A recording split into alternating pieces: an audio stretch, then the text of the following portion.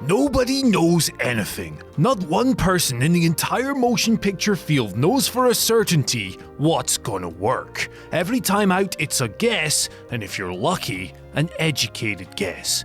Andy from WhatCulture, 2019. Okay, that wasn't me, obviously. It was Hollywood legend William Goldman talking about making movies, but it really does apply to pro wrestling as well. Think about how many so-called next big things have crashed and burned over the decades. The thing is, there's no secret formula to making someone a household name, but there is supposedly one cast iron truth. Characters that are the performer turned up to 11 feel more authentic and therefore connect better. Well, if that's the case, why are so many talented wrestlers given roles that just don't fit into who they are and what they do? Why ask an already skeptical fanbase to suspend disbelief by selling them apples and calling them oranges? That's exactly what WWE did with the people I'm going to talk about, but to be fair, some of them actually got over. Again, nobody knows what's gonna work until it actually happens. And the people within our list were nothing like the characters they played. I'm Andy for WhatCulture Wrestling, and here are the 10 most absurdly mismatched gimmicks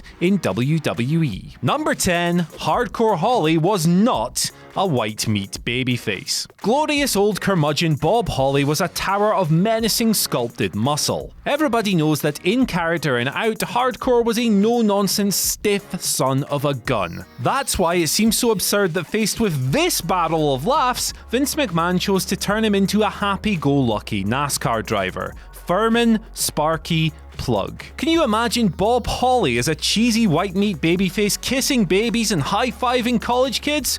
Well, you don't have to. Just hit up the network and find his stuff from 1994. With the benefit of hindsight, you could see every thumbs up and every cheerful smile destroying a piece of Bob's cold black soul. Unconvincing and awkward in the role, it took 4 years and a fierce Brawl for All tournament for Hardcore to finally emerge. Number 9, Bray Wyatt was not a monster heel. Greasy swamp warlock Bray Wyatt was once a fresh, sinister take on the megalomaniacal cult leader character, and then he started doing spooky stuff. As a solo act, Wyatt claims that he is a demon in human form, a god, a devil, or both. Unfortunately, the man behind the apron, Wyndham Rotunda, just isn't intimidating enough to be a terrifying monster heel. Now, the reason behind this is pretty simple. He loses all the goddamn time, in fact. Ordinary men can crush this seemingly extraordinary being in ordinary ways constantly. He comes off the worst in every feud he's in, and he's had his lunch money stolen by every major babyface on WWE's main roster. Now, shtick like Wyatt's works just fine for a demagogic villain like Kevin Sullivan, Raven, or James Mitchell, a menacing, charismatic, but ultimately cowardly charlatan with devoted muscle. But ranting jobber Bray Wyatt, well, he's no demonic monster. Number 8, Dolph Ziggler was not a babyface champion. WWE have tried to book Dolph Ziggler as a conquering hero on several occasions, albeit inconsistently. He was a fan favourite for years and, to be fair, did pretty well in big moments like that at Survivor Series 2014, but haphazard stop-start pushes have never been his only problem. Ziggler originally got over as a heel, but neither he nor his character have it in them to be the good guy 24/7. Hero or villain, Nick Nemeth is playing an amplified version of himself. His own smart aleck, smart mouth persona has never been far from the surface. Sarcastic and egotistical, the show-off just isn't a natural babyface. Granted, his booking really hasn't helped, but it always comes back to the guy playing the part, and Nemeth is too desperate for validation as a great performer to convince anyone as a good guy. And poetically, his role model, Shawn Michaels, used to have the exact same problem. Number 7, Kofi Kingston is not a high flyer. Kofi Kingston is a dazzling professional wrestler. One need only look at his recent 2019 performances as a reminder of this, and he has starred in countless multi-man spot fests over the years, but he isn't now and has never been a pure high flyer. Now, this is no knock on the man himself. He's a fine wrestler, a fine performer, and as we've learned recently, a convincing main event opponent for anyone. But for a guy consistently put over as a top rope performer, one earmarked to pull off crazy stunts in gimmick matches, Kofi just doesn't fly. He can jump, he's a great athlete, and he's quite fast. He uses various crossbodies and splashes as well, but while all of this might qualify him as a high flyer back in the early 90s, it doesn't work anymore. Look at Ricochet, the guy's pulling off reverse 630, shooting star, moonsault, corkscrew, plancha, moonsault ranas from space every single week.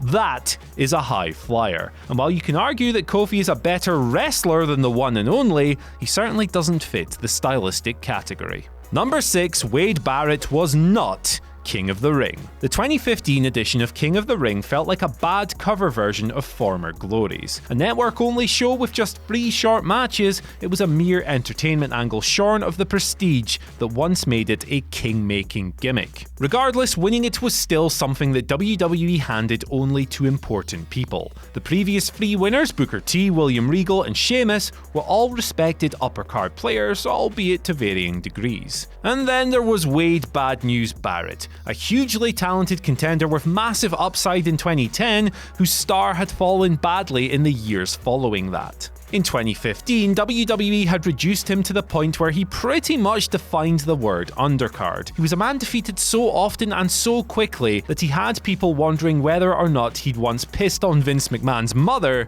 for the love of God. That inexplicable coronation as King Barrett was the end of the line of succession for King of the Ring as a tournament, a title, and a booking concept, and it really sucks, because Barrett himself was great.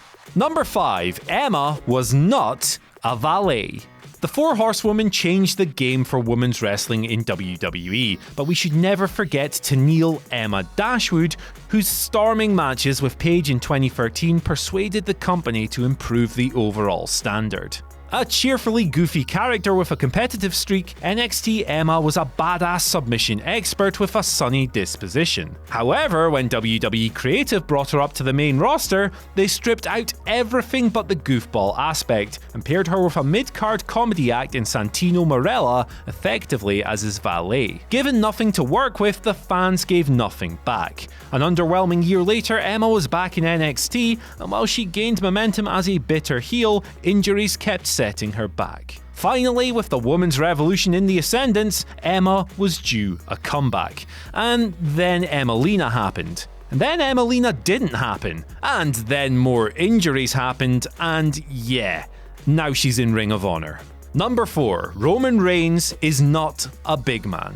Look, I love Roman Reigns, but the big dog, well, he isn't very big, is he? Let's be clear, he's larger than most normal people. Joe Anawahi is not a tiddler, but he's also a full inch shorter than Adam Wilborn. Now that's a true monster. However, this is a man who was marketed as a tank from day one, the juggernaut, the big dog, the powerhouse of the Shield. Yet he's 6 foot 3 inches tall and he weighs in at 265 pounds. By wrestling standards, that's not a huge slab of muscle, and he's actually pretty lean beneath those flak jackets and vests as well. Comparisons make this whole thing even weirder. He's really not that much bigger than Dean Ambrose or Seth Rollins, and The Rock is clearly taller and larger, though he was never billed as a powerhouse at any point throughout his career. When the Shield debuted, Reigns was the rookie that they were looking to develop on the job.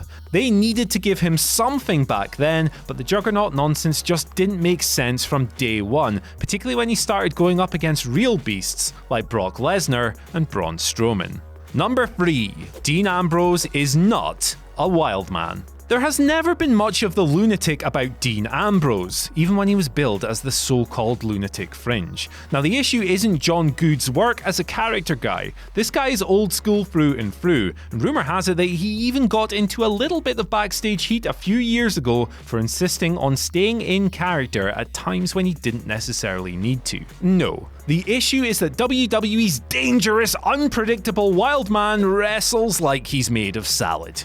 Honestly, balloon animals have more impact. His Fez press is a limp hug, and his suicide dive is more of a gentle shove. Worst of all is that rebounding lariat, where he falls awkwardly back on the ropes, often having to stagger into position first. Or is it that nonchalant hop into the corner to set up the running forearm bulldog combination in the opposite one, a setup so casual that if anything, it would slow him down, not speed him up. Without wanting to be mean, because Lord knows someone online should give that a try, a wet paper bag could probably fight Ambrose out of the company come April. Number 2, Giant Gonzales was not a monster either. Bray Wyatt might be difficult to take seriously as a monster, but he's got nothing on Jorge Gonzales, aka El Gigante, aka Giant Gonzales, who suffered from acromegaly, the adult version of pituitary gigantism, but managed to parlay his size into a career in wrestling like several others before him. Supposedly 7 foot 7 inches tall, Gonzales was billed as an 8-footer, but would have been a monstrous presence even if he was billed at his legitimate height. So, what went wrong? Well, firstly, while Andre the Giant and Big Show were hefty, bear-like men, and Great Khali was a muscled beast, Gonzales just had a kind of ordinary physique, despite, being really tall. WWE dressed him up in a furry bodysuit with airbrushed muscles. Photographed without markers of scale to demonstrate his true size, he really could have been anyone, just stretched out a little bit. Secondly, Gonzales was, well, he was an awful wrestler. He gurned and grimaced for the crowd, but couldn't perform at all, and watching him interact with other wrestlers was like watching kids climb a haunted tree. So there you have it, a very tall, slow man going "rrr" and making Scooby-Doo monster shapes with his hands. Bollocks. Number 1, Daniel Bryan was not an underdog. Before his rebirth as the new Daniel Bryan, Bryan Danielson was often presented as an underdog, insecure, worried that he'd be the weak link in his tag team with Kane, and determined to prove himself. But while WWE loved to tell us how much of a scrappy underdog battler Bryan was, that wasn't what they, or the performer himself, showed us. Bryan was a fearless, intense brawler, a technical virtuoso, and a lethal submission expert. He ran gauntlets of far bigger men and still emerged victorious, and he was handpicked by John Cena to face him for the WWE Championship at SummerSlam 2013 and pinned him clean. Then, he went on to do the exact same to Randy Orton at Night of Champions weeks later. The fact that both victories were sabotaged by heels is irrelevant, as is the fact that Danielson clearly wasn't WWE's first choice to headline WrestleMania 30 and become WWE Champion proper. Daniel Bryan was booked to take on the establishment and fight it to a standstill that night, and he did it like a damn Viking. Underdog? Nah, son, he's one of the best in the world.